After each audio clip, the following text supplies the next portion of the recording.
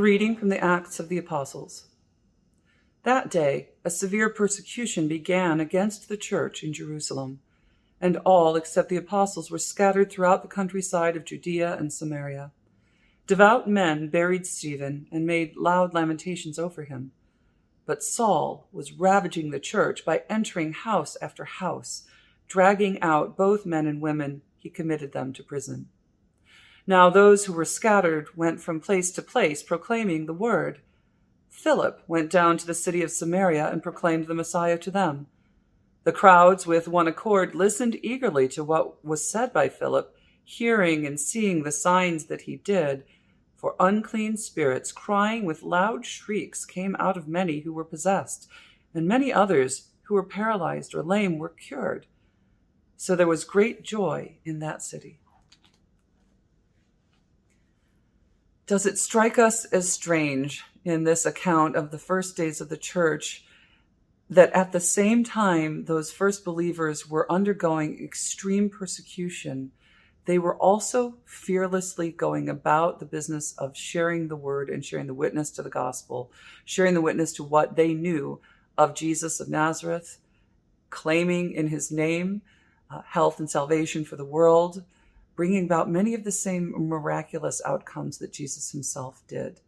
Here, the church, in the image and in the imitation of Jesus, going about and doing exactly what he did, proclaiming without fear in the midst of known consequences and political persecution. And yet, there is great joy. Do we find it strange that these earliest believers could experience at the same time extreme persecution and danger, and also in proclaiming the good news of Jesus in this world and healing in his name, in proclaiming that, they and all those who heard them experienced great joy? We often think of those things as in different categories in our life, undergoing difficult times, undergoing unfair or persecuting circumstances, undergoing bad outcomes and bad intent from others. That doesn't mean we can't still proclaim the life of Christ in this world. That doesn't mean we can't continue to, at the same time, be agents of God's good news and bearers and witnesses to what God can do and what God is doing in our world, in our midst, in our very lives.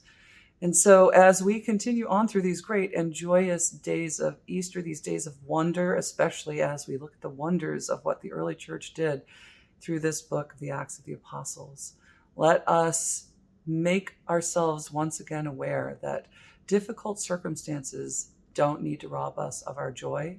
Difficult circumstances and indeed terrible behavior from Saul going around and dragging Christians out of their homes and throwing them in jail. Even difficult and unfair circumstances like that do not mean that we cannot at the same time continue to with boldness proclaim God's work in this world and to experience great joy. May God be with you this day. May God give you joy no matter what. And may God bless you and keep you this day and always. Amen.